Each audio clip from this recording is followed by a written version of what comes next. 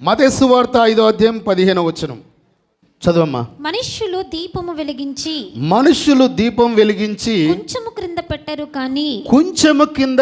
కానీ అది ఇంట నుండి వారందరికీ వెలిగించుటకై దీపస్తంభం మీదనే పెట్టుదురు. దేవునికి మహిమ కలుగును గాక. జస్ట్ 2 మాటలు చెప్పేస్తాను దీన్ని. ఇది యేసు ప్రభువారు స్వయాన భూమి మీద శరీరధారిగా ఉన్నప్పుడు మొదటి ప్రసంగం అయింది. కొండ మీద ప్రసంగం. అందరు వినాలమ్మా, స్త్రీలు, పిల్లలు, యవనస్తులు. ప్రియమైన దేవుని బిడ్డలారా, ఇక్కడ దీపస్తంభము 2 మాటలు, దీపం, ఈ రెండిటి గురించి చెప్పాలనుకుంటున్నా. ఈరోజు అంశం దీపస్తంభం, దీపం. పాస్టర్ గారు, దీపస్తంభం అంటే ఏంటి, దీపం అంటే ఏంటి? ప్రకటన గ్రంథం 1వ అధ్యాయం 120వ వచనం. ప్రకటన గ్రంథం 1వ అధ్యాయం 20వ వచనం. ప్రకటన గ్రంథం 1వ అధ్యాయం 20వ వచనం. కాగా ప్రకటన గ్రంథం చివరిది 1వ అధ్యాయం 20వ వచనం. కాగా నీవు చూచిన వాటిని ఉన్న వాటిని వీటి వెంట కలుగబోవు వాటిని అనగా నా కుడి చేతిలో నీవు చూచిన 7 నక్షత్రములను గూర్చిన మర్మమును, ఆ 7 సువర్ణ దీపస్తంభముల సంగతియు వ్రాయము. ఆ 7 నక్షత్రములు 7 సంఘములకు దూతలు, ఆ 7 దీపస్తంభములు 7 సంఘములు. 7 దీపస్తంభాలు, 7 స్తంభం అంటే సంఘం. అర్థమైందా? ఇప్పుడు మీకు 2 క్లియర్ చేయాలా. యేసు ప్రభువారు చెప్పింది దీపస్తంభము, దీపం. దీపస్తంభము అంటే స్తంభము. ఇప్పుడు మన చర్చిలో 1 2 3 4 5 6 స్తంభాలు ఉన్నాయి. ఇటుపక్క 6 స్తంభాలు ఉన్నాయి. ఈ స్తంభాల మీద ఈ మందిరం అంతా కట్టబడింది. ఈ స్తంభాలు తీస్తే మొత్తం కూలిపోద్ది. కాబట్టి స్తంభం, ఈ స్తంభమే సంఘం. మరి దీపం, నరుని ఆత్మ యెహోవా పెట్టిన దీపం. సామెతలు 20:27 వచనం. సామెతల గ్రంథం 20:27 వచనం. నరుని ఆత్మ యెహోవా పెట్టిన దీపము. నరుని ఆత్మ యెహోవా పెట్టిన దీపం. నువ్వు వెలిగించబడితే సంఘములో, అంటే స్తంభము అంటే సంఘం, సంఘములో నువ్వు పైన అందరికీ వెలిగించేవాడిగా ఉంటావు. మీ ఇంటికాడ నువ్వు అందరికీ వెలిగించేవాడిగా ఉంటావు. ఇక్కడ దీపం వెలిగించటం, నా దీపమును వెలిగించటం అంటే నువ్వు ఎప్పుడైతే కళ్ళు తెరిచినట్లు, అంటే కళ్ళు మూసుకున్నట్లు కాదు, కానీ కళ్ళు తెరిచినప్పుడు అంటే అబ్బో, నేను ఇంతకాలం తాగుతూ నా బతికిట్టు చేసుకున్నానా, దేవుడు నా కళ్ళు తెరిపించాడు రా. నేను ఇంతకాలము నా చేతులతో ఎప్పుడు దేవుని పని చేయలేదురా. నా చేతులు పనికి మాలిన పని ఏదేదో పని చేసినాయిరా. నా చేతులు దేవుని పని చేయలేకపోయినాయి. పనివాడు జీతానికి పాత్రుడు.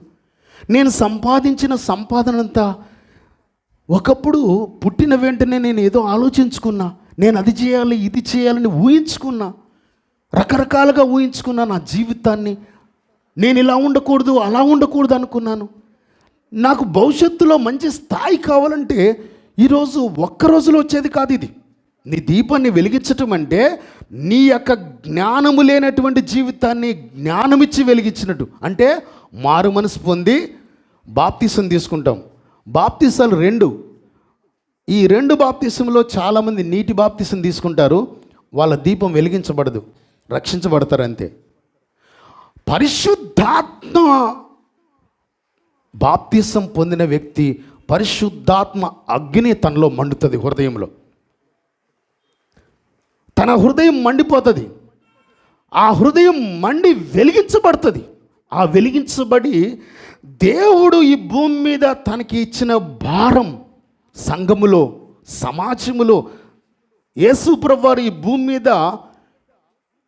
మీదకి వచ్చి మానవులో ఉన్న ఆత్మను సంపాదించటానికి ఆయన చేసిన బోధ, ఆయన చేసిన ప్రార్థన, ఆయన ఎక్కిన సిలువ, ఆయన మరణించిన మరణం, తిరిగి లేయటం, ఇదంతా కూడా నీలో నాలో ఉన్న ఆత్మను పరలోకానికి తీసుకెళ్ళడానికి.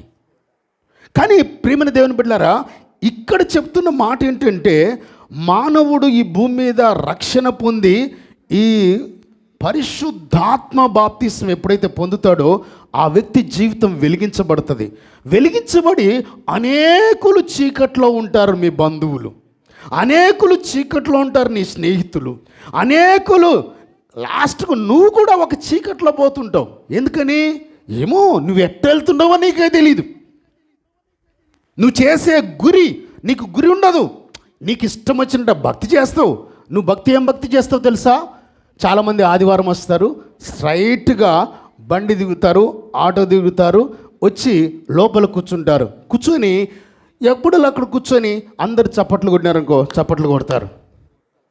అందరూ పాటలు పాడుతున్నారనుకోండి, నీకు పాట రాకపోతే సైలెంట్గా ఉండి వింటావు. ఆ తర్వాత అయిపోయిన తర్వాత యేసు నామములో ప్రార్థన చేస్తున్నాను అని అనుకో, ఆమెను అంటావు. అంటే నీ పని ఇంతే. అందరు కానికిస్తున్నారు అనుకో, నీ జోబులో నుంచి కూడా తీసుకొని కానికేస్తావు, ఇంకెళ్ళిపోతావు. నీ యొక్క ఆత్మీయ జీవితంలో నీకంటూ ఇచ్చినటువంటి ఆ దీపస్తంభముగా సంఘములో నువ్వు ఉన్నావా? నువ్వు అనేకులకు వెలికిచ్చే వారిగా ఉన్నావా? అదంతా ఏముండదండి. రావటం, కూర్చోవటం, ప్రార్థన చేయించుకోవటం, వీలైతే అందరూ ఆమెనంటారు కదా, ఆమెనంటాం, అందరు కానుకలు ఇస్తారు కదా, కానుకలు ఇవ్వటం, సైలెంట్గా వెళ్ళిపోవటం. ఇది నువ్వు వెలిగించబడినట్టు కాదు. ఇది నీ ఆత్మీయ జీవితములో ఫలితము లేనటువంటి భక్తి నువ్వు చేస్తున్నావు. నువ్వు ఒక క్రైస్తవుడుగా, క్రైస్తవుడు అంటే త్యాగం చేసేవాడు. తన జీవితాన్ని దేవుని కొరకు త్యాగం చేసేవాడు. ప్రియమైన దేవుని బిడ్డలారా, త్యాగము లేకుండా ఆశీర్వాదాన్ని నువ్వు సంపాదించలేవు. క్రైస్తవుడు అంటే ఏమి? క్రీస్తును పోలి నడిచేవాడు. క్రీస్తును పోలి నడచడం అంటే, క్రీస్తు ఈ భూమి మీదకి వచ్చింది బంగారం సంపాదించుకోవడానికా? క్రీస్తు ఈ భూమి మీదకి వచ్చింది ఆస్తులు సంపాదించుకోవడానికా? క్రీస్తు ఈ భూమి మీదకి వచ్చింది మరి వజ్రాలు సంపాదించుకోవడానికా? ఈ భూమి మీద అన్నిటికంటే విలువైంది మానవుల్లో ఉన్న ఒక ఆత్మ. అందుకే యేసు ప్రభువారు ప్రార్థన గురించి చెప్పినప్పుడు ఏమన్నాడు తెలుసా? ఒక ఆత్మను సంపాదిస్తే పరలోకములో విందు చేస్తానన్నాడు ఆయన. ఒక ఆత్మను సంపాదిస్తే పరలోకములో విందు చేసుకుంటాం దూతలతో కలిసి అన్నాడు. నువ్వు ఎప్పుడైతే ఆత్మను సంపాదించి ఆత్మను వెలిగించేవాడిగా ఉన్నావు అనుకోండి. అందుకే చచ్చిపోయిన వ్యక్తి దగ్గర హిందువులైతే ప్రమిదనో ఏదో పెడతారు, క్రైస్తవులైతే క్రవొత్తి పెడతారు. దాని అర్థం ఏంటి? ఈ భూమి మీద యేసు ప్రభువారు వచ్చి 12 మంది శిష్యులను వెలిగించాడు. 12 మంది శిష్యుల్లో ఒక వ్యక్తి ఆత్మహత్య చేసుకొని ఆర్పేసుకున్నాడు తన జీవితాన్ని. మన దేశానికి తోమా వచ్చి ఈ భూమి మీద మన దేశంలో ఎన్నో ఆత్మలు వెలిగించాడు. ప్రియమైన దేవుని బిడ్డలారా, ఇక్కడ చెప్తున్న మాట ఏంటంటే, నీలో ఆత్మ జ్వాల మండాలి. ఆత్మీయతలో ఎప్పుడూ సహవాసం ఉండాలి. ఏముండాలి? సహవాసం. పాత నిబంధనలో మోషే ఒక్కడే ఉండేవాడు నడిపించడానికి. కొత్త నిబంధన అలా కాదు. తర్వాత యెహోషువ వచ్చాడు. కొత్త నిబంధనలు అలా కాదు, సహవాసం. 12 మంది సహవాసం. ఇప్పుడు మీలో యేసుక్రీస్తు వారికి దగ్గర సహవాసం అంటే 3: పేతురు, యాకోబు, యోహాను. ఇలా 3ని ఎప్పుడు ఎంట పెట్టుకునేవాళ్ళు. మిగతా 3 పోతే 12 మందిలో ఎంతమంది ఉంటారు? 9 మందా? 9 మంది కొంచెం కనపడరు, క్లోజ్గా ఉండలేదు 3. హలో ప్లీజ్, నా 2 చేతులు ఎత్తి నీకు నమస్కరించి చెప్తాను. నువ్వు చర్చిలో నుంచి సర్రని బయటికి వెళ్ళిపోతున్నావు కదా, నీకు ఒక 3ని చూపిస్తావా? నీ కోసం ప్రార్థన చేసేవాళ్ళు, నీ పిల్లల కోసం ప్రార్థన చేసేవారిని, సంఘం కోసం ప్రార్థన చేసేవారిని. ఆత్మీయతలో నువ్వు అది సంపాదించాలా? అన్నా, ఈ వారం చర్చికి రాలేదేంటి? అక్క, ఈ వారం చర్చికి రాలేదేంటి? అన్నా, పలాని కార్యక్రమం జరిగితే నువ్వు రాలేదేంటి అని ఒక్కడన్నా నీకు ఫోన్ చేస్తారా? ఒక్కరన్నా? ప్లీజ్, నేను ఎక్కడో రాయలసీమ నుంచి వచ్చాను, ఎక్కడో రాయలసీమ నుంచి నేను వచ్చాను. నువ్వెవరో నాకు తెలీదు, నేనెవరో నీకు తెలీదు. నువ్వెవరో నాకు తెలీదు. కావాలంటే ఒక మాట, అమ్మా నీ పక్కనున్న వ్యక్తిని ఒకసారి చూడు. నీ పక్కన ఉన్న వాళ్ళని ఎప్పుడైనా తెలుసా నీకు? తెలీదు. నీ పక్కనున్న వ్యక్తి తెలీదు, నీకు పరిచయం లేదు. కానీ మనం ఇక్కడ కలుసుకుంది ఏంటంటే ఈ చుట్టుపక్కల ఉన్నటువంటి ఈ ఆత్మీయ సహవాసం వల్ల అనేకులు కూడా రక్షించబడాలి. ఈ మందిరం గురించి వేరే సంఘ సభ్యులు నాకు చెప్తున్నారు. ఓడరేవులో ఏమని చెప్పారమ్మా అన్న, అక్కడ వడ్డ సంఘం దగ్గర ఒక మందిరం కట్టబడింది, ఒక్క లేబర్ కూడా లేదు, చక్కగా విశ్వాసులు అందరూ కలిసి, బేల్దారు మేసులు అందరూ కలిసి పునాదుల నుంచి పై వరకు ₹1 కూడా లేబర్ పెట్టలేదు. అది మీకు చూపిస్తా అని చెప్పాడంట పాస్టర్ గారు సాక్ష్యంగా. ఇదే ఈ ప్రపంచమంతా కూడా వెలిగించటానికి విశ్వాసం. ఈరోజు తోమా ఎక్కడికో కాదు, 12 మంది శిష్యుల్లో ఈ ప్రపంచములో 280 దేశాలు పైన ఉంటాయి. 280 దేశాలు ఈ ప్రపంచంలో ఉంటాయి. మన దేశానికే తోమా వచ్చాడు. మన దేశానికి తోమా వచ్చింది మీకోసం. యేసయ్యను మోసుకుంటూ తీసుకొచ్చాడు మన్ను వెలిగించటానికి.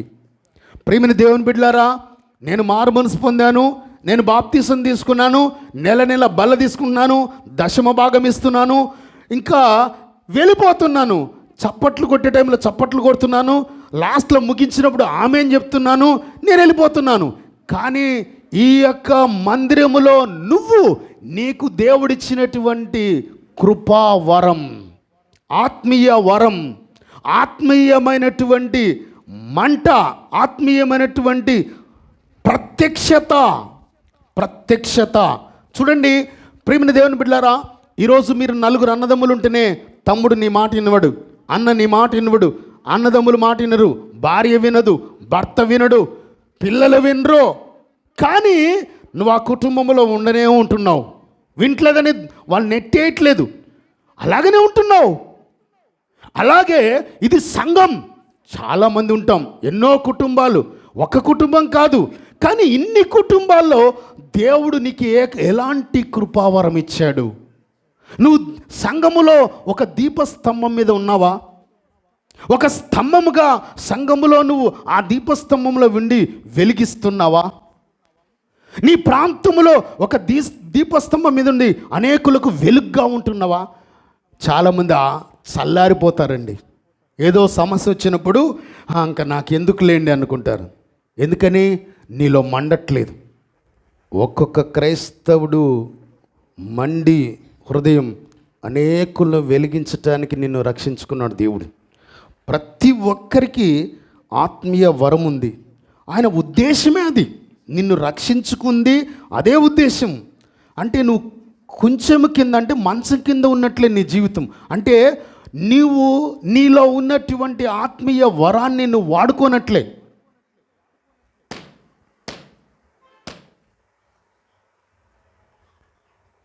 దేవుని ఉద్దేశాన్ని నువ్వు పక్కన పెట్టినట్టే. నీకు ఆత్మీయంగా ఏ పరిచయం ఇచ్చాడు, ఏ ఆత్మీయ వరం ఇచ్చాడు, దాన్ని నువ్వు వాడుకుంటేనే నీ జీవితంలో ఫలభరితమైనటువంటిది దేవుడిస్తాడు. ఫలభరితమైంది ఏంటంటే నువ్వు నీకిచ్చిన వరాన్ని నువ్వు గుర్తించాలా. అంటే ఒక విషయం చెప్పాలంటే ఒక మాట చెప్తాను, అంటే దీని విషయం నీకు తెలియాలంటే ఒకటి మాట చెప్తాను. ప్రతి ఒక్కరికి ఇస్తారండి, ఇది ప్రతి ఒక్కరికి ఇచ్చేటువంటి వరం. కొరంథీయులకు రాసిన పత్రిక, మొదటి పత్రిక 12వ అధ్యాయం 7వ వచనం. అయినను అందరి ప్రయోజనము కొరకు, వింటున్నారా? అందరి ప్రయోజనం కొరకు. చదువమ్మా. ప్రతి వానికి ఆత్మ ప్రత్యక్షత అనుగ్రహింపబడుచున్నది. అది ఆత్మ ప్రత్యక్షత. అమ్మా, ఎవరి ప్రయోజనం కొరకు? నీ స్వార్థం, నీకు నీ పిల్లలకు ప్రయోజనం కొరకు కాదు. ఇదిగో ఇది ఆత్మ సంబంధమైనటువంటి ప్రత్యక్షత. నువ్వేమనుకుంటున్నావంటే నా కొడుకు బాప్తీసం తీసుకున్నాడు, నా కూతురు బాప్తీసం తీసుకుంది, నా భార్య తీసుకుంది, నా భర్త తీసుకున్నాడు, ఇంకేం పర్వాలేదు అని అనుకోవద్దు. దేవుడు నిన్ను వాడుకోవాలి. లేకపోతే ఈ లోకములో మధ్యలో వస్తుంది భార్య, రేయ్ నేను విన్నా డైరెక్ట్ కూర్చోరా అంటది భర్తను. చాలా కేసులు నా దగ్గర నడుస్తాయి, చూస్తూ ఉంటా. కూర్చోండి కూర్చోవాలా, లేయంటే లేయాలా, అంతే సీన్. చాలా చోట్ల ఉందండి. ఆమె వాడుకుంటుంది నిన్ను. కొన్ని చోట్ల భర్తే భార్యను కూర్చోండి కూర్చోవాలి, లేయంటే లేయాలా. అక్కడ వినయము విధేయత ఏముండవు, గౌరవము ఇవేం ఉండవు. ఆమె చెప్పిందే రైట్, హోమ్ మినిస్టర్ అంతే. లేకపోతే ఇద్దరికి సెట్ కాకుండా విడిపోవడం. పిల్లలు ఒక దారి, భర్త ఒక దారి, భార్య ఒక దారి, ఎవరి దారి వారది. కనుక ప్రియమైన దేవుని బిడ్డలారా, ఈ లోకములో నువ్వు సంపాదించింది నిన్ను కన్న తల్లిని నువ్వు చూసుకోలేవు. నువ్వు సంపాదించింది నీ కన్న తండ్రిని నువ్వు చూసుకోలేవు. నువ్వు సంపాదించింది నీ పిల్లలకు పెట్టి ఏదో చేయాలనుకుంటావు. నీ పిల్లల చేత నువ్వు నెట్టబడతావు. నీకంటూ ఎందుకంటే స్పష్టంగా యేసుప్రభువు వారు చెప్పాడు ఇక్కడ. ఏమన్నాడంటే మత్తయి సువార్తలో తీయండి ఒకసారి. మత్తయి సువార్త 10వ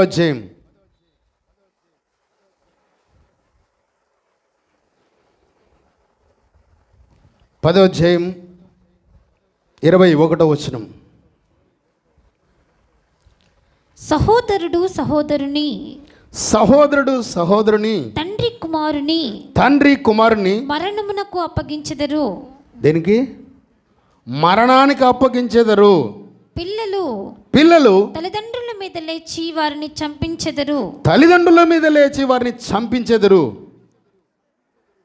చెప్పండి ఇంకా చదువు. మీరు నా నామము నిమిత్తము అందరి చేత ద్వేషింపబడుదురు, అంతము వరకు సహించిన వాడు రక్షింపబడును. అది నీ కొడుకుని చూసి మురిసిపోవద్దు, నీ కూతురుని చూసి మురిసిపోవద్దు. అయ్యా బాబు, నువ్వు దేన్ని చూసి మురిచిపోవద్దు, దేవుణ్ణి చూసి మురిచిపో, నన్ను వాడుకుంటున్నాడని.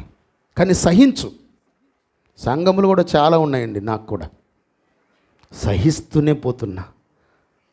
నేను మీ అందరినీ సంపాదించుకుంటున్నా. ఒక మాట చెప్పనా, ఈరోజు నీ జీవితంలో తల్లిపాలను లెక్కేస్తే, వాడిని పెంచినందుకు సంవత్సరానికి ఎంత ఖర్చు ఉందో లెక్కేస్తే, వాడిని చదివించినందుకు లెక్కేస్తే, వాడు పెళ్లి చేసినందుకు లెక్కేస్తే, తిరిగి వాడు ఎప్పుడు ఉద్యోగం చేసి జీతం తీసుకొస్తాడని ఎదురు చూస్తాడు తల్లిదండ్రులు. ఆ జీతం ఇవ్వటానికి కూడా తల్లిదండ్రులు ఆశపడరు. వాడు ఎప్పుడైనా ఒక మంచి డ్రెస్ తీసుకొస్తే ఆ తండ్రి ఆనందం, ఆ తల్లి ఆనందం మామూలుగా ఉండదు. యేసు ప్రభువారు కూడా అంతే. నువ్వెప్పుడైతే ఆ రక్తము ప్రాణం పెట్టేసి నీకోసం భూమి మీద సిలువెక్కి తల మొదలుకొని పాదం వరకు నిలువెల్ల రక్తం కార్చి, ఈ మాట జాగ్రత్తగా ప్రతి ఒక్కరు చూస్తూ వినాలి. ప్రతి ఒక్కరు, పిల్లలు పెద్దలు అందరూ. యేసు ప్రభువారు ఈ భూమి మీద 33.5 సంవత్సరాలు చివరి మాట సిలువలో సమాప్తమైనదని చెప్పేసి ముగించేశాడు. సమాప్తం. 7 మాటల్లో చివరి మాట సమాప్తమని చెప్పేసి వెళ్ళిపోయాడు పరలోకానికి. భూమి మీద నుంచి సిలువలో ప్రాణం పెట్టిన తర్వాత సమాధిలో 3 రోజులుండి పైకి పునరుద్ధానుడుగా లేచి శిష్యులతో 40 రోజులు ఉండి మాట్లాడి, శిష్యులు చూస్తూ ఉండగానే ఆ యొక్క ఆరోహణము తన ముందే ఆరోహణం అయితే అందరూ పైకి చూస్తుంటారు. అలా పైకి వెళ్ళిపోతే యేసు ప్రభువారు ఈ భూమి మీదకి వచ్చేటప్పుడు గాబ్రియేలు దూత వచ్చి ఎవరికి చెప్పింది? మరియమ్మ, నువ్వు నీలో నుంచి యేసు ప్రభువారు రాబోతున్నాడు, కన్యక గర్భవతి కుమారుని కన్ను, ఆయనకి యేసు అని పేరు పెడుదురు అని చెప్పేసిన ఆ దేవదూత పరలోకంలో ఎదురు చూస్తుంది యేసయ్య కోసం. పరలోకములో ఎదురు తిరిగినటువంటి సాతాను గర్వముతో ఆ ఎదురు తిరిగినప్పుడు మిఖాయేలు దూత అంటే యుద్ధం చేస్తుంది. ఆ మిఖాయేలు దూత సాతానుతో యుద్ధం చేసి పైకి కిందకి నెట్టేసినాడు దేవుడు. వీళ్ళిద్దరు దేవదూతలు, మిఖాయేలు దూత, గాబ్రియేలు దూత, వీళ్ళిద్దరూ ఆహ్వానం చెప్పారంట యేసయ్యకి, రా అని. ఈ భూమి మీద గొప్ప రక్షణ కార్యం, మానవ జాతిని రక్షించడానికి తండ్రి నిన్ను పంపించాడు. 33.5 సంవత్సరాలు నువ్వు విజయవంతంగా సమాప్తమైందని చెప్పేసి వచ్చావు రక్షణ కార్యం అని యేసయ్యను ఆహ్వానించి సింహాసనం మీద కూర్చోబెట్టి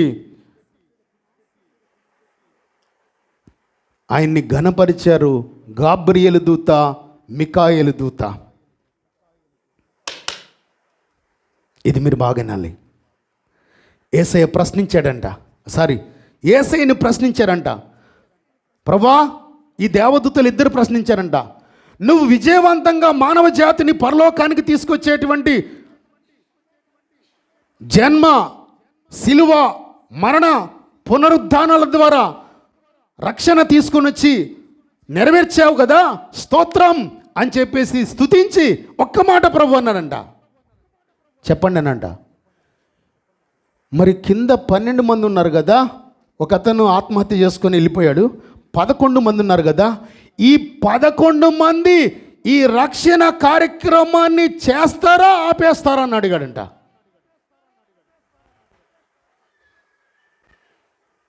వాళ్ళు ఓన్లీ సంఘములో చప్పట్లు కొట్టి ప్రార్థన చేసుకుని వెళ్ళిపోతారా, నీ కోసం ప్రపంచమంతా సువార్త ప్రకటిస్తారా అని అడిగారంట. యేసు ప్రభువు అలా చూశాడంట వాళ్ళని. ఎందుకని ఈ మాట అడుగుతున్నారంట? ఇదంతా ఒక పెద్ద ప్రపంచ ప్రఖ్యాతిగాంచినటువంటి ఒక దైవజనుడు ఊహించి రాసినటువంటి దేవుని ఆత్మ ద్వారా ఆయన రాసినటువంటి మాటలు ఇవి. ఆ 11 మంది సువార్త చేస్తారా ఆపేస్తారా అన్నాడంట. ఎందుకని అంటే, మీకు ఈ 12 మంది కంటే ముందు 70 మంది ఉన్నారు కదా, వాళ్ళు పారిపోయారుగా. నిన్ను సిలువేసేటప్పుడు ఈ 12 మంది కూడా పారిపోయారుగా. ఎవరు కూడా భారం వేసుకునే వాళ్ళు లేరుగా. యేసు అలా చూస్తున్నాడంట వాళ్ళపై. చెప్పండి ప్రభువా అన్నారంట. యేసయ్య ఒక మాట ఇచ్చాడు, ఖచ్చితంగా 11 మంది చేస్తారు. దేవునికి మహిమ కలుగును గాక. ఎవరు చెప్పారు ఈ మాట?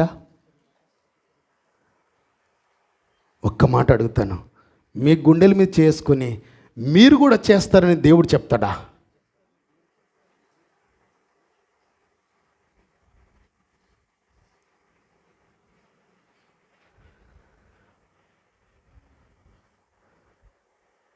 చేసుకున్న భార్యే ముఖ్యం, చేసుకున్న భర్తే ముఖ్యం, కష్టపడి తెచ్చుకున్న డబ్బే ముఖ్యం.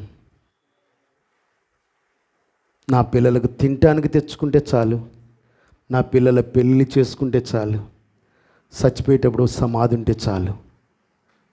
నీ గుండె మీదే చేసి నన్ను కూడా దేవుడు వాడుకుంటాడు, ఈ భూమి మీద ఆయన భారం మోస్తానని దేవుడు నీ గురించి సాక్ష్యం ఇస్తాడా? ఇది నిన్ను సూటిగా ప్రశ్నిస్తున్నా.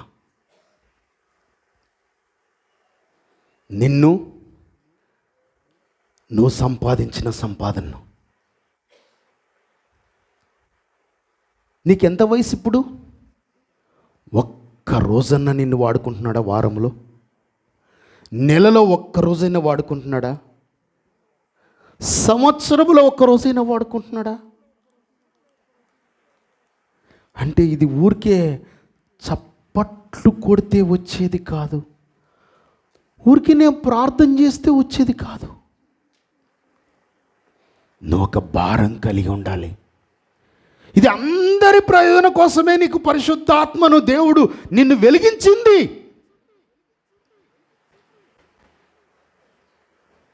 స్వప్రయోజనం కాదు నీకు ఆత్మనిచ్చేది దేవుడు.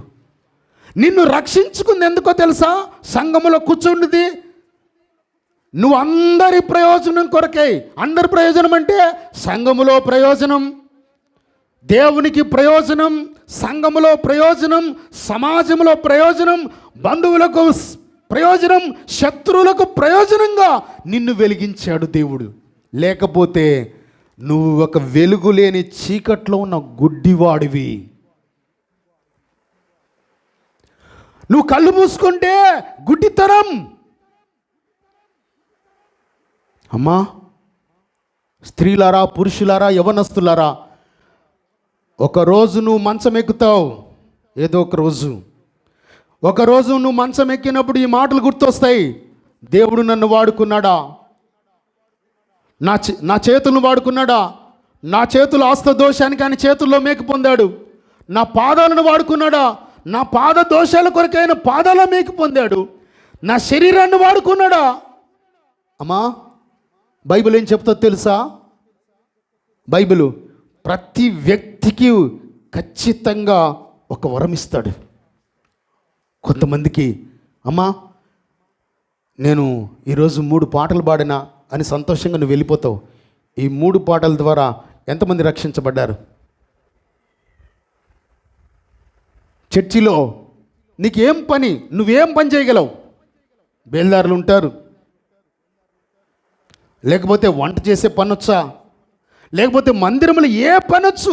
నువ్వు ఏ పని చేయడన్నా నీ జీవితంలో దేవుడు నిన్ను వాడుకోకుండా రేపు జీతం ఇవ్వడం చాలా కష్టం. అది ఫలితం లేని భక్తి. కాబట్టి నేను ముగిస్తూ ఉన్నాను. ప్లీజ్, నేను ఎక్కడో దూరంగా వడ్డె సంఘం దగ్గరికి వెళ్ళి చర్చికి వెళ్ళాను. ఆటోలు వేసుకొని, బండ్లు వేసుకొని ప్రయాసపడి ఊరికే విని సంతోషించాను. బాగుంది వాక్యం అంటే కుదరదు. ప్రతి ఒక్కరితో నేను చెప్తున్నాను, దేనికో దానికి దేవుడు నిన్ను వాడుకోవాలా. ఏదైనా కావచ్చు. నీకు ఆటో ఉందా? ఆటోలో ఒక నలుగురిని తీసుకురా ప్రార్థనకి వచ్చేటప్పుడు మీ ఊరి నుంచి. నీ దగ్గర డబ్బు ఉందా? ఈ డబ్బు నేను దేవుని కోసం ఖర్చు పెట్టాలని ట్రై చేయి. ఏదో నీకేది తోచితే చెయ్యి. కానీ ఏమీ వాడనటువంటి పాత్రగా మాత్రం ఉండొద్దు. నువ్వు రైల్వే స్టేషన్కి వెళ్తే టికెట్ ఇచ్చేవాడు ఒకడు ఉంటాడు. నువ్వు లోపలికి వెళ్తే అక్కడ చాలామంది కనబడతారు. రైల్వే స్టేషన్లో సపరేట్ పోలీస్ స్టేషన్ కనబడుతుంది. రైల్వే స్టేషన్లో చీపురు పట్టుకొని ఒక్క పేపర్ కింద పడకుండా ఎత్తేసే వాళ్ళు కనబడతారు. రైల్వే స్టేషన్లో నువ్వు రైకి ఎక్కేటప్పుడు అక్కడ నంబర్స్ పడుతుంటాయి. అవన్నీ ఆన్ చేసేటువంటి మాస్టర్ గారు ఒకరు కనబడతారు. తర్వాత ఇక్కడ ట్రైన్ వస్తుంటే గేట్ వేసేవాడు ఒకడు కనబడతాడు. ఇట్లా రకరకాలు. నువ్వు ట్రైన్ ఎక్కగానే టికెట్ కలెక్టరు నీ టికెట్ ఎక్కడికో అని చూసేవాడు కనబడతాడు. ఇలా అన్ని రకాలైన వాళ్ళు కనబడతారండి అక్కడ. వీళ్ళందరూ కలిసి పనిచేసేది ఆ ట్రైన్ కోసం. ఎవరి పని వాళ్ళది. దేవుణ్ణిలో నీ పని ఏంటి? పాస్టర్ గారు నాకు ఎంతవరకు తెలియదండి ఇదంటే, ఈరోజైనా తెలుసుకో. రేపు నువ్వు ముసలోడైపోయి నీ పిల్లలు పెద్దగైనాక, వయసు అయిపోయినాక, అయ్యో నేనెంత పని చేసుకున్నాను, మా పాస్టర్ గారే పనికి మాలినోడు, సరిగా నాకు చెప్పలేదు అని నా మీద నిందేయొద్దు. నువ్వు ప్రతిదానికి ఒకటి గుర్తుపెట్టుకో, పాస్టర్ గారు నేను కూడా చేయాలి అన్నావు అనుకోండి, నువ్వు చేయటానికి ఒకే ఒక క్వాలిఫికేషన్ ఉండాలా. మత్తయి సువార్త 11వ అధ్యాయం 29. నేను సాత్వికుడను. దీన్ని అండర్లైన్ చేసుకోండి అమ్మా.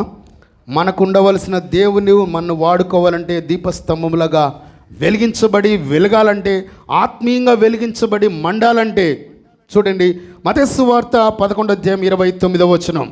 నేను సాత్వికుడను. యేసు ప్రభువు చెప్తున్నాడు, నేను సాత్వికుడను, దీన మనస్సు గలవాడను, దీన మనస్సు గలవాడను, గనుక మీ మీద నా కాడి ఎత్తుకొని, నీ మీద నా కాడి ఎత్తుకొని నా యొద్ద నేర్చుకొనుడి, నా యొద్ద నేర్చుకొనుడి, అప్పుడు మీ ప్రాణములకు విశ్రాంతి దొరుకును. మీ ప్రాణములకు విశ్రాంతి దొరుకును. ఏలయనగా ఏలైనగా నా కాడి సులువుగాను నా కాడి సులువుగాను నా భారము తేలికగాను ఉన్నవి. చాలమ్మా. చూడండి, మళ్ళీ చదువుతాను. నేను సాత్వికుడును, దీన మనసు గలవాడను గనుక మీరు మీ మీద నా కాడి ఎత్తుకొని నా యొద్ద నేర్చుకోనండి. యేసయ్య దగ్గర నేర్చుకోవాల్సింది ఏంటో తెలుసా? యేసయ్య దగ్గర సాత్వికము, దీన మనస్సు. పాస్టర్ దగ్గర, నా దగ్గర కాదు, దేవుని దగ్గర. ఇది బాగుంటే అత్త కోడలికి గొడవ రాదు, సాత్వికం ఉంటే. భార్యాభర్తల మధ్య గొడవ రాదు. కారపొడి జీలంటే చదువుకొని మంటలు లేస్తే రుద్దుకుంటే కొట్టుకోక ఏముంటుంది? భార్యాభర్తలకు గొడవ ఉండదు, అత్తమామలకు గొడవ ఉండదు, ఎవరికి గొడవ ఉండదు. ఎందుకంటే నువ్వు సాత్వికంగా కనబడితే నీ ముఖం ఇంకెప్పుడు దేవుళ్ళు కూడా వాడుకుంటాను నేను. దేవుడు నిన్ను వాడుకోవాలంటే అర్హత ఎవడేమన్నా అనుకోని. ఇప్పుడు సంఘం, ఇంత సంఘం ఎవడో రకరకాలుగా మాట్లాడతారు, రకరకాలుగా హింసిస్తారు, రకరకాలుగా ద్వేషిస్తారు. ఎవరింటికైనా పోతే ఇంకో రకంగా మాట్లాడతారు. వాళ్ళ ఇంటికి ఎక్కువ పోతాడు పాస్టర్ గారు అంటాడు. లేకపోతే ఏదో తనకు నచ్చినట్లుగా మాట్లాడేస్తాడు, పొడిచేస్తాడు పాస్టర్ గారిని. పొడిస్తే పొడిచాడులే, నేను వచ్చింది ఆయన కోసం. ఆయన అంతే పొడుస్తూ ఉంటాడు. పొడిపించుకోవడానికి నీకు బాధ? సాత్వికము, దీన మనస్సు. సాత్వికము, దీన మనస్సు. కొట్టినాను మరల వారిని కోటడాయేను, తిట్టినాను మరల వారిని తీటాడాయేను. యేసుప్రభు వారు సిలువ దిగి ఒక్కరిని చెంపబెట్టి కొట్టింటే ఖచ్చితంగా ఆయన కొట్టాడని చెప్పేవారు. కత్తి తీసుకొని పొడిచింటే ఈయన మర్డరిస్ట్ అని రాసేవాడు. జీవితంలో తెచ్చుకోవద్దు, జీవితంలో అట్లాంటి స్థితి ఉండొద్దు. నువ్వు సాత్వికంగా దీన మనసుతో, అమ్మా అయ్యా చివరిగా ముగిస్తున్నాను. కూలి పనికి వెళ్తే సాయంత్రానికి కూలి ఇస్తారు. కూలి ఎప్పుడు ఇస్తారండి? శనివారమా? దాన్ని ఏమంటారు మీరు? కూలి పని చేసేవాళ్ళు దాన్ని ఏమంటారమ్మా? మామూలుగా బట్టువాడ. ఓకే, బట్టువాడ. ఓకే. రెండోది జీతం. ఉద్యోగం చేస్తే జీతం అంటారు, అది నాకు తెలుసు. అంటే ఒక్కో చోట ఒక రకంగా పిలుస్తారు అనుకోండి. బట్టువాడ అంటారు, ఇంకేమంటారు, ఇంకో పదం కూడా అంటారు ఏదో. రిటైర్డ్ అయినారు అనుకోండి, ఏమిస్తారు? ఇవి మీకు బాగా తెలుసు, పెన్షన్ ఇస్తారు. ఎందుకని? ఉద్యోగం చేస్తేనే రిటైర్డ్ అవుతావు, రిటైర్డ్ అయితేనే పెన్షన్ వస్తుంది. నువ్వు ఉద్యోగం చేయకపోతే జీతం లేదు, రిటైర్డ్ అవ్వకపోతే పెన్షన్ లేదు. మరి నీకు దేవుడు బట్టువాడ ఇస్తాడా, జీతం ఇస్తాడా, పెన్షన్ ఇస్తాడా? జోక్ తీసుకోవద్దు. ఈరోజు జోకర్ అయిపోతావు. నవ్వుకుంటావు, నీ జీవితాన్ని నేను చూసుకొని పిచ్చోడైపోతావు. ఎవరు అమాయకులు కాకండి, నువ్వే మోసపోతావు. బైబిలే చెప్తుంది, నువ్వు ఎవరినో మోసం చేస్తున్నావు అనుకోద్దు, నిన్ను నువ్వు మోసం చేసుకుంటావు. ఇప్పుడే ఆలోచించుకొని, దేవా ఇంతవరకు నేను బట్టవాడ తీసుకోలేదు, జీతము తీసుకోలేదు, ఇంకా పెన్షన్ తీసుకోను. పని చేస్తేనేనండి. నీకు ఏ వరం ఇచ్చాడో ఆలోచించుకొని నా పిల్లలకి జీతం సంపాదించాను, నా పిల్లలకి ఆశీర్వాదాన్ని సంపాదించాను. రెండు, ఒకటి వెలుగు, రెండోది చీకటి. ఒకటి అబద్ధం, రెండోది నిజం. ఒకటి పాపం, పరిశుద్ధత, లాస్ట్ ముగింపు, దీవెన, ఆశీర్వాదం, శాపం. నీకేమున్నాయి? శాపం సంపాదించుకుంటున్నావా, ఆశీర్వాదాన్ని సంపాదిస్తున్నావా, దీవెన సంపాదిస్తున్నావా? దేనికోసం నువ్వు చర్చికి వస్తున్నావు? ఆలోచించుకొని ప్రార్థన చేసుకుందాం. అందరు లేచి నిలబడండి.